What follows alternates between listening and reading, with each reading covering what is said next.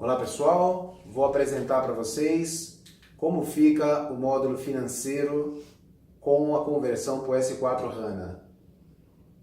Aqui eu vou mostrar as principais atualizações dos componentes do S4HANA Finance e passar por todos os módulos do financeiro, controlling, tesouraria, para falar também da parte de impostos e falar um pouco aí sobre de uma maneira geral, como fica a estrutura bancária, tá ok? Eu sou Marcel Vilaça, sou SAP Mentor, sou cofundador da OVLI Educational Experience e vou trazer para vocês essas informações. A palestra é um oferecimento à Origin Tech, que apoiou a minha ida para o evento SAP Inside Track. Título da palestra: Como fica o módulo financeiro. E aqui está o S4HANA Finance, está no centro de todo o processo, mas só que o S4HANA Finance ele é composto por vários componentes, entre eles Financials, Controlling, a parte de imposto, Tax Service para o Cloud, Tesouraria e os novos ativos fixos. O que agrega o S4HANA em relação ao conhecido ERP SAP? No ERP SAP nós temos ali os módulos convencionais, então a gente pode enxergar daqui o FI, o CO, o PS, entre outros. Com o advento do S4HANA, com o processador in-memory muito mais poderoso, isso permite que o sistema SAP, o sistema S4HANA, tenha muito mais força e tenha muito mais capacidade de melhorar os processos da empresa. Então, com essa melhoria, vem uma série de configurações que é necessário fazer para a implantação.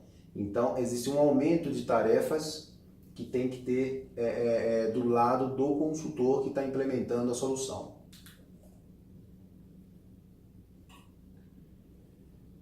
Dentre essas configurações, nós temos também a parte do usuário. Para o consultor, a complexidade aumenta. A nível usuário, existe uma facilitação, uma melhoria nas atividades. Ou seja, com a nova experiência de usuário, que é o Fiori, a vida do usuário final fica mais fácil com esse S4HANA. Menos telas e menos cliques para executar as mesmas operações que se faziam antes, através dos aplicativos do Fiori. E que atualizações temos no S4HANA? Nós vamos conhecer agora. Bem, eu vou mostrar para vocês em 5 passos tudo que de melhor aconteceu aí e aperfeiçoou-se dentro do Finance. Do Finance, Controlling, o novo ativo fixo, a tesouraria e a parte de impostos. Falando um pouco do Finance,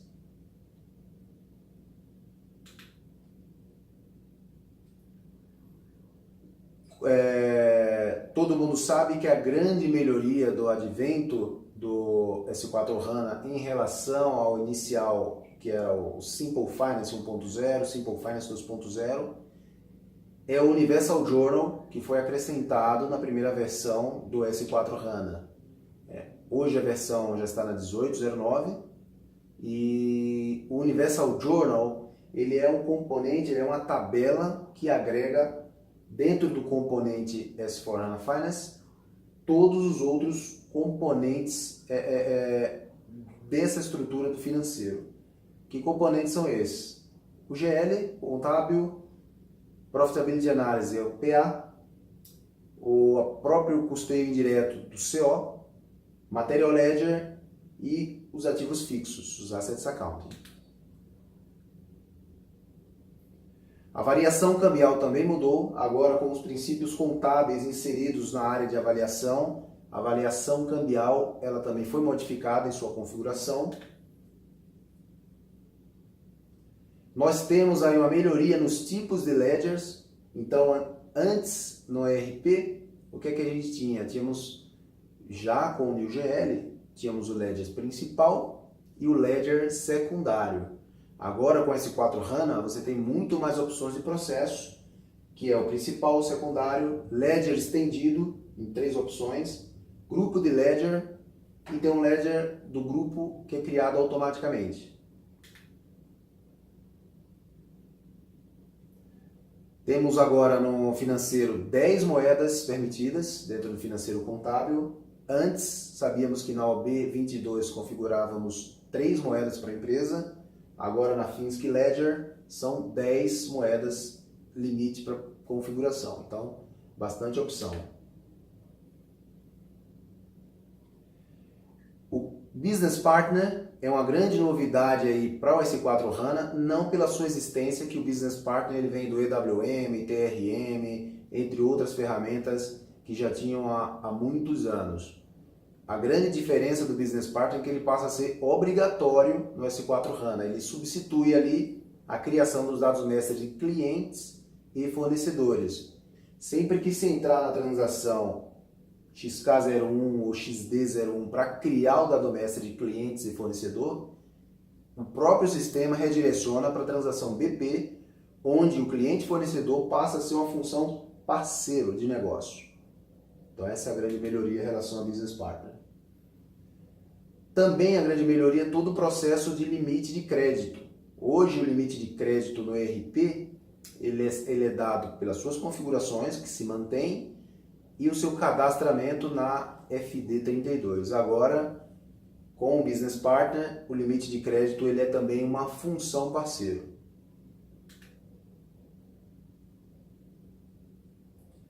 A parte de migração de dados também teve uma melhoria.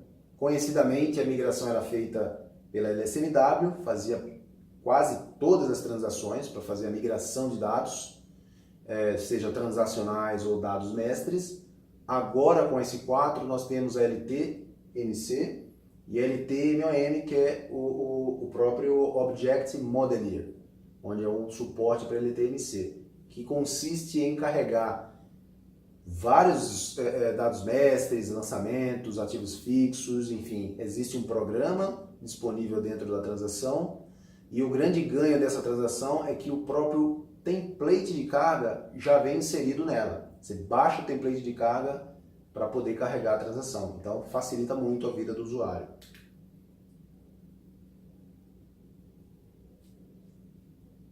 O que eu falei no início, nova interface de usuários, esse é o grande ganho, que é o acesso via Fiori e o Fiori Building para configurar o Fiori.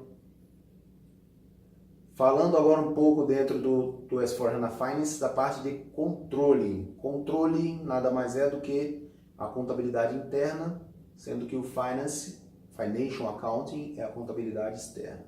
Contabilidade interna, vamos para o controlling aqui.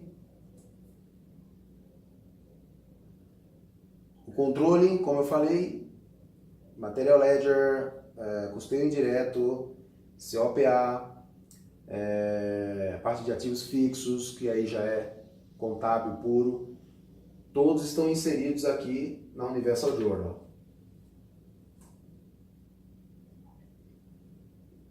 A melhoria dentro do controle já começa com a própria conta contábil, a classe de custo, que é a própria conta razão dentro do controle. A classe de custo agora e conta razão tem o mesmo conceito, são a mesma coisa e estão na mesma transação. Quando você entra lá na KA01, o próprio S4 HANA direciona para FS00 e agora ganha-se novos controles. Os tipos de conta contábil. O que antes era só uma classificação com o botão de opção, de balanço para conta de resultado, agora nós temos 4 opções para aquela conta. A classe de custo primária, a classe de custo secundária, que passa a ser contábil, contas de receita e as contas de receita não operacional.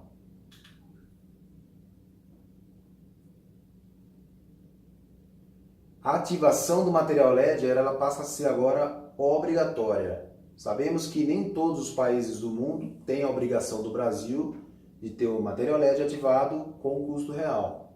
Entretanto, A ativação do material ledger ela passa a ser obrigatória para todos os países do mundo, mas o custo real brasileiro, né, ou o próprio custeio variável, ele é opcional por empresa, né? A ativação, ela existe, porém o uso ou não daquele tipo de custo vai depender da instalação, isso não muda. A abertura e fechamento dos períodos contábeis, conhecida como OB52, todo encerramento de período, encerramento de exercício financeiro, é necessária a manutenção desta tela.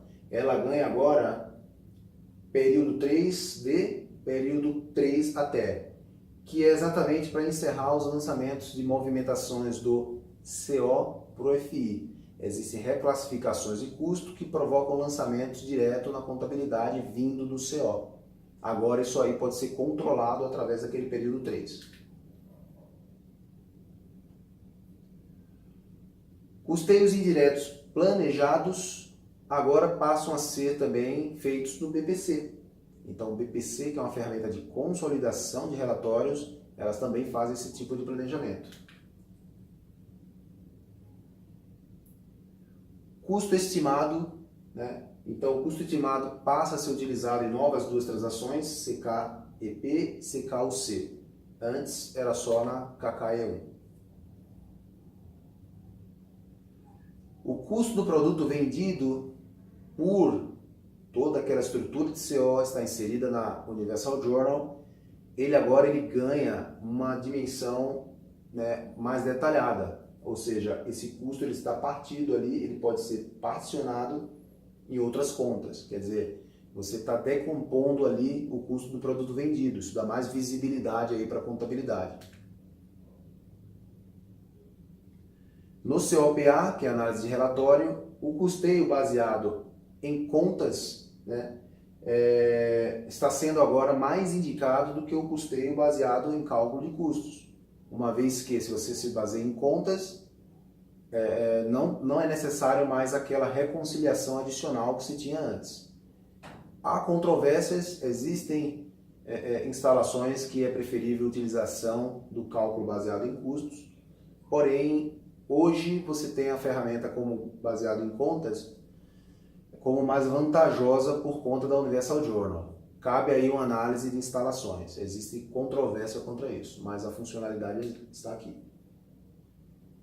Saindo aqui do controle, vamos para o passo 3, vamos ver o que mudou no novo ativo fixo, que foi muita coisa. A Universal Journal, como eu já mencionei antes, faço questão de sempre lembrar, parte integrante ali também recebe os lançamentos do ativo fixo, as tabelas ANEP e ANEC, que são as tabelas de movimentação do ativo fixo, elas hoje são visões da tabela CEDOCA, mas a base de dados, né, consiste na CEDOCA, BKPF e BSEG.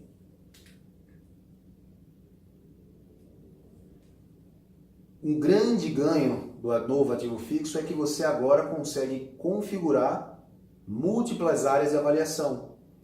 Antes, necessariamente a área 01 do ativo fixo seria aquela área contábil. Agora você pode ter mais de uma área contábil no ativo fixo. Então isso aí é uma mudança significativa. Onde que você define? Você pode definir ali na configuração da ADB, que é a configuração da área de depreciação, ou plano de depreciação, áreas que lançam em tempo real.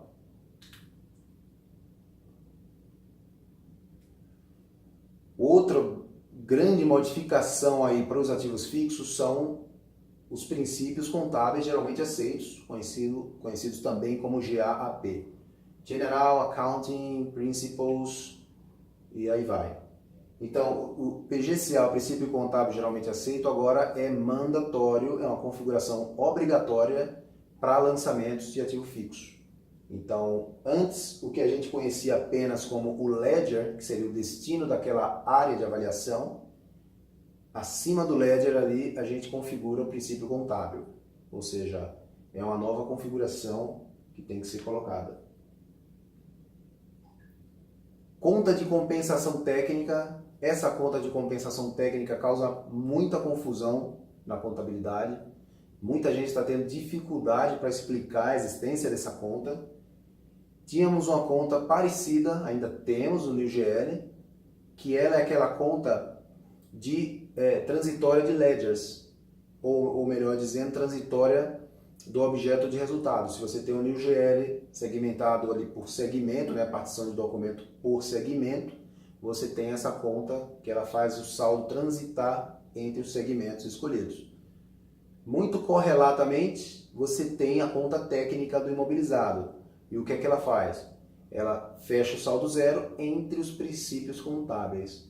Naquele exemplo ali, nós temos o lançamento original, que é uma aquisição de imobilizado, eu tenho um fornecedor a pagar, e entre os grupos de ledgers, que estão associados aos princípios contábeis, geralmente aceitos, aqui está o princípio contábil, você tem sempre a conta técnica fazendo a contrapartida.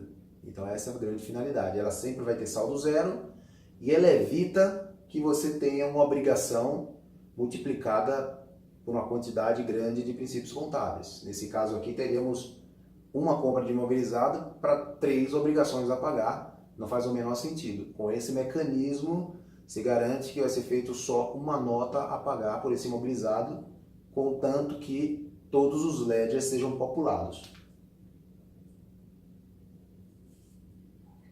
A migração dos imobilizados teve uma notável mudança.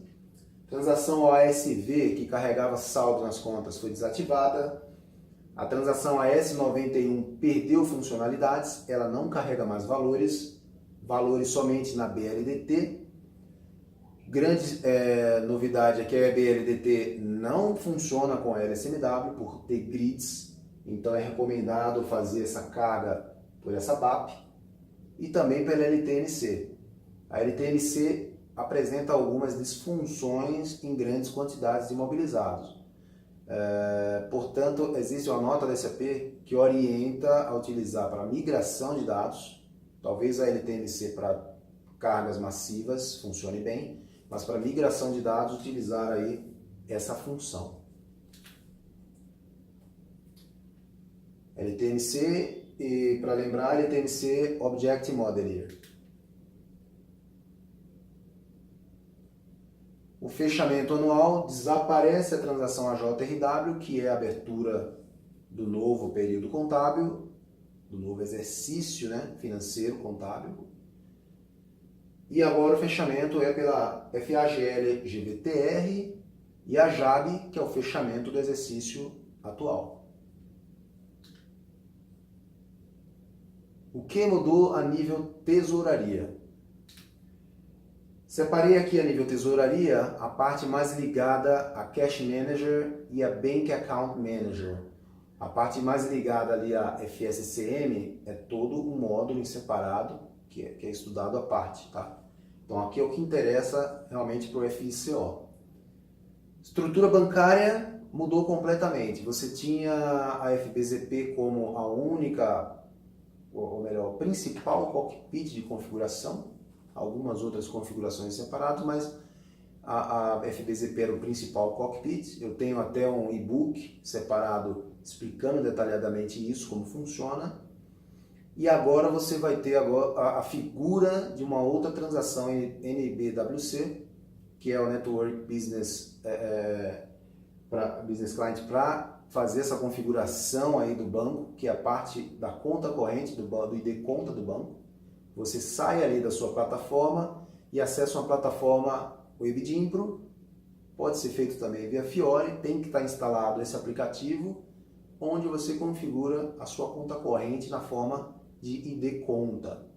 Então é uma modificação significante que aumenta muito a complexidade na criação dos bancos. Vale ressaltar também, você tem o Workflow para banco, o BCM, que é o Bank Communication. Eu vou fazer um vídeo depois sobre o BCM, é uma ferramenta que substitui aquela utilização de vans para troca de arquivo eletrônico, e o S4 está bastante adaptado. Só que essa questão do BCM, depois eu vou falar com calma, tem um impacto muito grande a nível Brasil, porque ele exige que seja utilizado meios de pagamento configurados via DMEE, coisa que no Brasil ninguém faz porque tem os programas de impressão clássicos. Fica ligado que eu vou falar sobre isso aí futuramente. Como eu falei da NWBC, aqui estão os aplicativos que estão instalados no meu usuário. O aplicativo que nos interessa é esse aqui, ó, SAP SFIN Cash Manager. Com ele a gente configura o nosso conta corrente de conta. Essa mais ou menos a tela. No caminho Connectivity Path você faz a configuração do seu ID conta. Tá aqui, ó, o House Bank, aqui está o meu ID conta. Repito o meu ID conta nessa posição, conta contábil vai aqui e assim a gente faz essa configuração. Falando da parte de impostos, imposto retido na fonte ampliado, que são os impostos, imposto de renda, RPA, o imposto de renda que é a pessoa física, né, dentro das faixas 7,5%, 15%, 22,5%, 27,5%. Se mantém. Imposto de renda, pessoa jurídica, ali do 1,5%. INSS, ISS, PIS, COFINS, CSLL no pagamento. Então, esse se mantém como está, a mesma configuração. O que é que traz de novidade agora com o S4HANA Finance Cloud? Não no on-premise, no cloud. Aqui, na parte de impostos, nós temos aqui o Tax Service, né? Quem foi para o SAP Forum viu que estão comentando muito sobre o Tax Service. Muitas empresas oferecem esse serviço, que consiste em quê? O cliente contrata uma empresa que vai fazer todo o tax calculation, todo o cálculo do imposto, substituindo lá a Taxibra, J1B Tax, todo aquele esquema de cálculo. Essa informação é carregada pronta dentro do SAP, do Cloud, e aí o que é que você vai fazer? Simplesmente você vai associar aquilo ali aos seus IVAs na hora de determinado CFOP, evidentemente, para realizar suas operações com o cálculo correto dos impostos. Com isso, os clientes eliminam um esforço muito grande de configuração. Agora, é uma coisa que está dividindo muito opiniões, porque existem clientes que preferem dominar essas configurações e não ter que contratar de terceiros. Mas, evidentemente, há um decréscimo de esforço com o Tax Service. Vai ajudar muito no final das contas. Com essa estrutura do S4HANA e todos esses componentes satélites, a gente chega a uma conclusão que cada vez mais um módulo está chamando o outro. Existe um mito em que o S4HANA é implementado por apenas um consultor. Isso não vai acontecer porque todo projeto existe diversas áreas de negócio, de vários profissionais, e um profissional apenas de consultoria jamais vai cobrir todo o projeto. Mas, cada vez mais, com o Universal Journal, a figura do FICO, ela surge com força. Então, eu recomendo fortemente, se você é o consultor de FI ou consultor de CO, procure aprender e estudar cada vez mais o outro lado, né, que é o FI ou CO. Mais que isso, com a melhoria agora do Tax Service, o FICO Tax é uma realidade, que é a figura mais comum, né, fora do Brasil.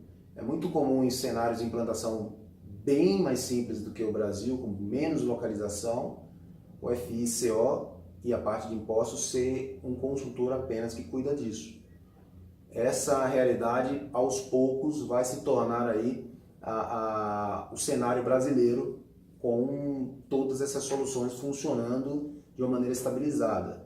Então, é uma previsão que eu faço, cabe aí vocês tirarem suas conclusões, comentem aí a opinião de vocês, né, sobre isso. É importante saber o que cada um pensa sobre esses cenários profissionais que estão surgindo.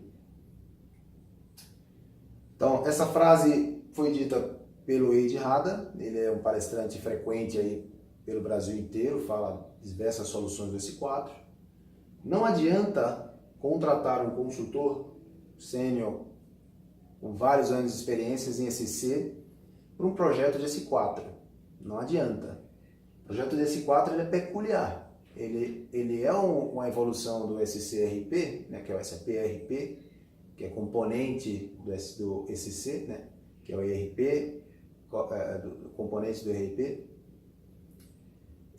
Só que o S4 ele traz muitas diferenças, muitas configurações, e esse conhecimento não brota do nada. Tem que haver uma capacitação, tem que haver treinamento para que o consultor não chegue no projeto sem saber configurar corretamente o S4. Se deixar para resolver todos os problemas do S4 na hora do projeto, aprender o que você não sabe, não vai dar tempo. O projeto ele é sempre com prazos muito desafiadores, entendeu? Então, é necessário ter alguém bem capacitado no projeto para S4 HANA. Lembre-se disso. Então, obrigado pela atenção. Lembrando que eu vou fazer um e-book dessa apresentação, vou colocar conteúdo, vou deixar disponível aí, né? Quem me segue no LinkedIn vai ter essa informação para vocês. E aí também os contatos, né? O evento Inside Track ele foi organizado pelo Rafael Guimbala, patrocinado pela Foron. Obtive o apoio da minha consultoria Origin Tech para viajar para o SAP Labs, fazer essa apresentação, e espero ver vocês em outros eventos para o futuro. Tá ok? Valeu, um abraço.